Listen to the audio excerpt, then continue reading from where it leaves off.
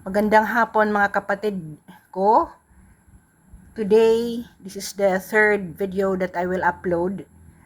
And ang title po natin dito ay Crossing Boundaries.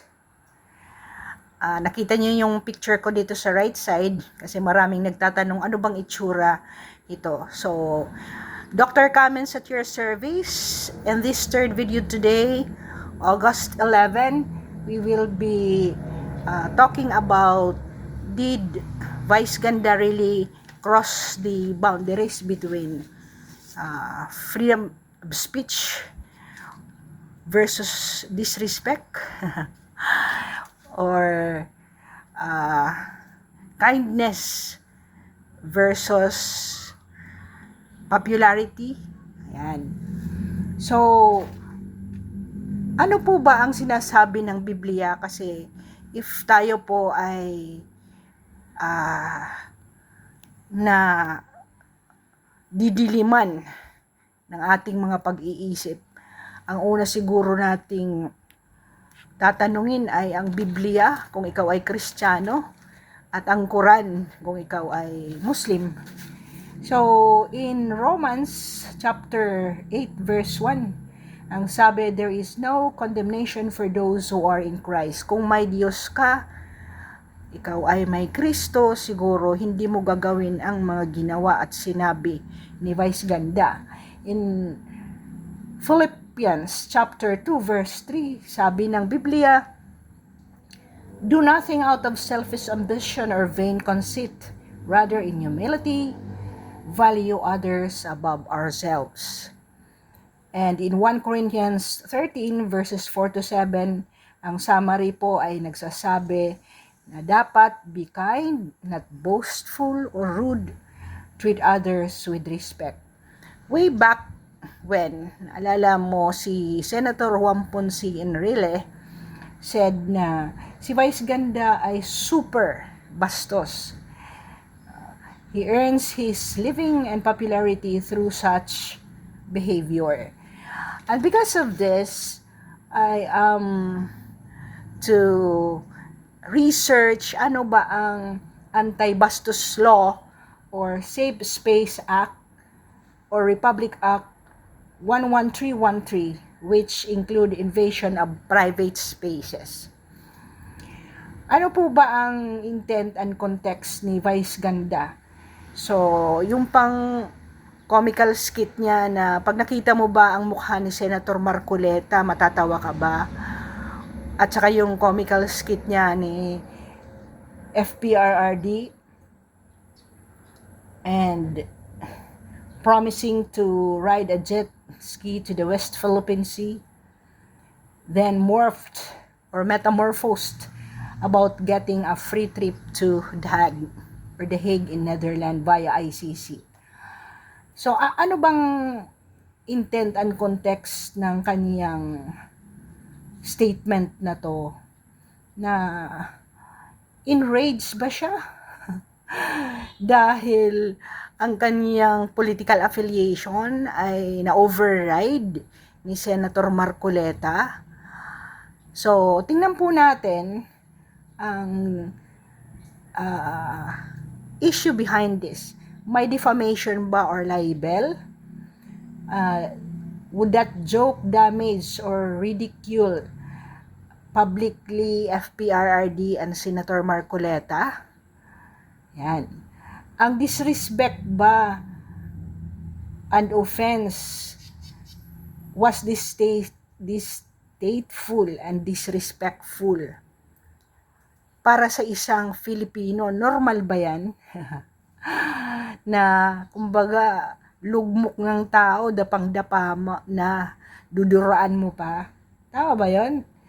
Ayan. So, because of this, what ensued is that Vice Ganda is declared persona non grata by the Davao City Council, citing disrespect toward a reverend leader of the Philippines and affront to local sensibilities. Ayan.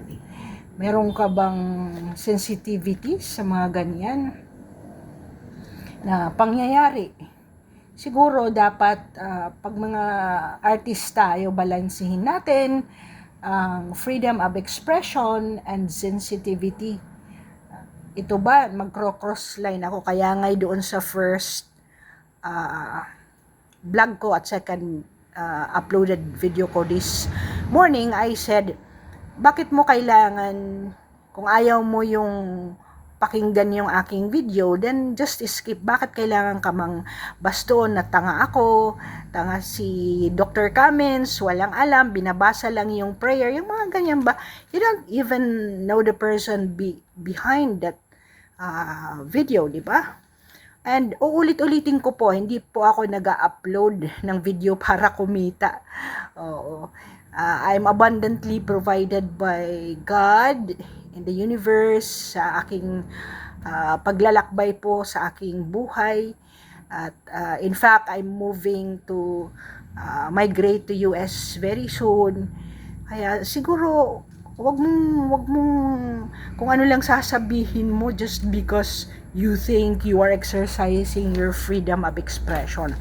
Kaya nga, yun ang sabi ko, bakit ako nag-advocate ng ganito? Kasi kami noon may good manners and right conduct ang mga bata noon. Kaya gusto ko yung sinabi ni FPRRD noon na ibalik yung good manners and right conduct na course sa elementary until college tayo, kasi nawalan na tayo niyan eh. 'Di ba? Parang sobra naman ito. Sa Amerika hindi ka pwedeng magganyan. That's a racist or a slur against or discrimination against whoever. Pwede kang ikulong niyan, 'di ba? Talking about the face or saying about the mental condition of the person, my God. But here in the Philippines, sobrahan yata tayo sa ganyan na sana dahil ang foundation sana natin ay mga Kristiyano tayo. Itong mga no less than the church na ang mga pari pa nila andoon, di ba? Hindi ko yun naiintindihan na eroded na talaga ang ating society in this time. So, wala na tayo.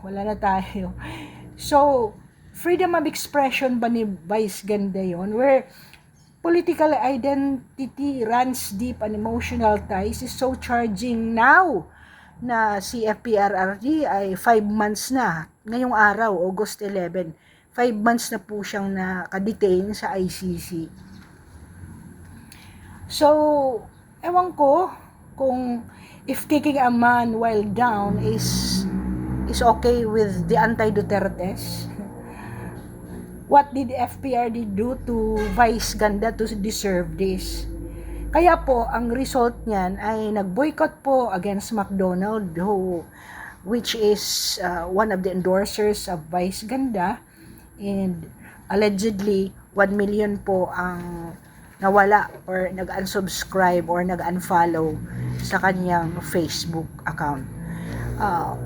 So, ulitin ko, I am showcasing anong itsura ko dito sa aking and the props is beyond talent.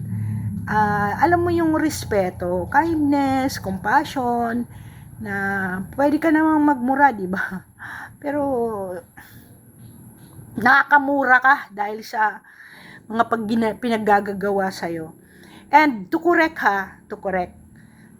meron akong nakitang isang vlog na allegedly daw ay si FPRRD lang ang nag-free kay Marcos doon sa kaniyang wax na burial ground sa Ilocos at ilagay sa burial ng ground ng mga bayani. Excuse me po, maraming beses po na sinabi ni Amy Marcos sa TikTok, sa mga vlogs na inask niya si FPRRD noong ito pa ay patakbo at pumunta sa paglalakbay niya sa Ilocos when he was about to run for the presidency, and they had an agreement that pag siya ay nanalo paging presidente ay ibibigay niya yon. So mali din ang assertions ni Marcos Jr. na hindi sila nanghingi ng ganong favor. So maging factual lang po tayo, and if and when sana may somebody has to stand, at one time in our lives we should stand already sa mga crossover ng boundaries ng pagiging pro at anti Duterte natin, and people will cross over each time if no one is calling them out.